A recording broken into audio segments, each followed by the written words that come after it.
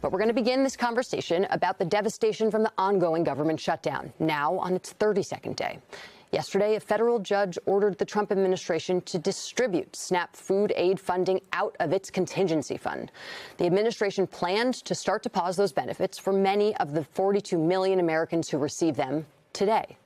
The threat to aid benefits, combined with thousands of federal workers furloughed, has put immense pressure on food banks and pantries across the country to provide much-needed supplies.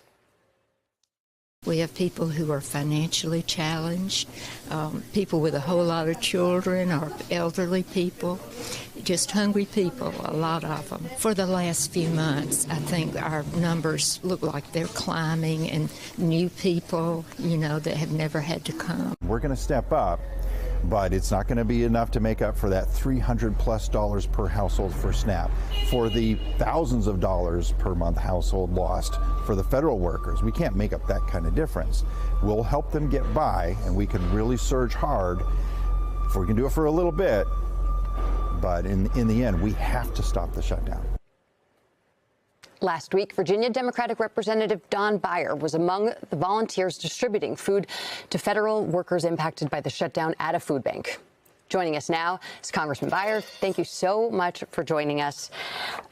What is your reaction to Trump last night and the administration saying that they need legal clarification from the courts after just receiving legal clarification that they need to disperse the contingency funds to continue SNAP?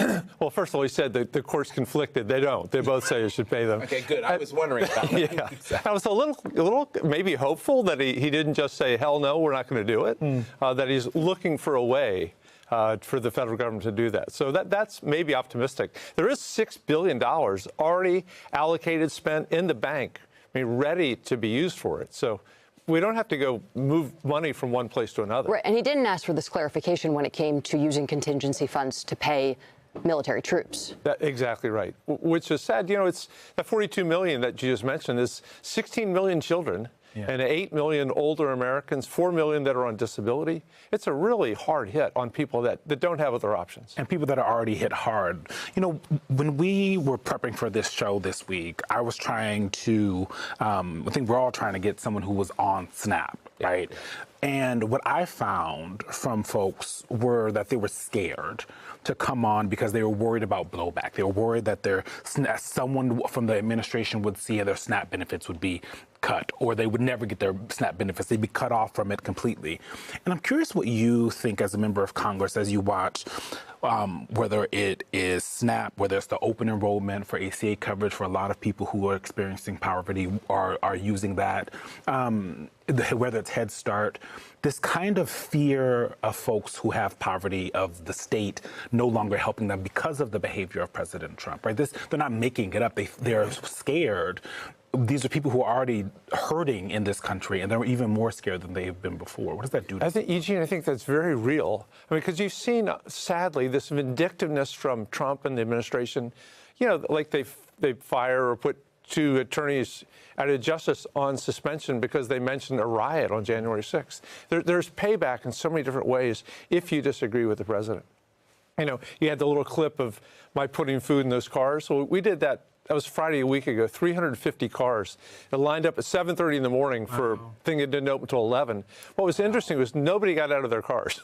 Nobody wanted to be on camera. They were happy to have the food in their car, but they didn't want to be on TV. Because we've made it embarrassing for folks to get things from the federal government when the federal government probably should be making sure that people can eat or give them more money in minimum wage so that they can feed themselves and their family. Congressman, we were talking in the 7 o'clock hour with Michael, our congressional reporter, about the potential of there being cracks. Michael Schnell, the potential cracks in the resolve of Democrats, but also Republicans in terms of ending this shutdown. You're an actual member of Congress sitting here on this set. Are there cracks? Are the little talks that have been going on from the very beginning, are they picking up in urgency now that we are at November 1st when the Obamacare folks are getting the open enrollment is here and folks are finding out what their health care is going to cost, and also with this SNAP emergency? Boy, that's a complicated question. So number one, on the House side, I think there are relatively few or very few conversations because the House Republicans have not been in town for 5 weeks. Yeah, since mid-September. And they're gone again next week. I'm more optimistic about this talks happening on the Senate side. I know Mark Warner, Tim Kaine, they're talking to their Republican colleagues, which gives me some hope. Your fellow Virginians. Yeah, and the senators are here, at least. What I'm also hearing, though, Jonathan, is that people are so afraid of the 30% plus increase in their Affordable Care Act premiums, which, by the way, will roll over to all the other health care things that you have, that so far, at least, they're saying stick with the plan. Don't back off until the Republicans will come to the table on the health care premiums. And you do see cracks there. The most obvious one is Marjorie Taylor Greene. Donald is making everybody mad with his attacks on food stamps. And the GOP is under fire because, let's be clear, local Republican politicians are the ones who have to deal with the fallout. It's at the local level where this really hurts. Policies often play out locally, but some more than others. For example, cuts to the military obviously affect local communities where the military is based, but that also has a broader effect. Food stamps, on the other hand, affect every community everywhere. Republican, Democratic, urban, rural, white, black, every racial and social background. It impacts basically every community in the country. So if you're a Republican mayor, a Republican city councilor, or a county official, and now all of a sudden you have members of your community starving, people who weren't starving before, that's going to be a big problem. I'm not saying the food stamp program is perfect, but it prevents starvation. And now, with these cuts, people are going to start starving in the coming days. That's going to be hard for you, even if you're a Republican. You know what I mean? And let's also be clear. The grocery store businesses, like Walmart and others, are going to be angry about this too. I'm not defending Walmart or these corporations or the roles they play in the economy, but they're going to lose money from this. This is one of those rare moments when their interests, at least superficially, align with the interests of lower-income people. That almost never happens.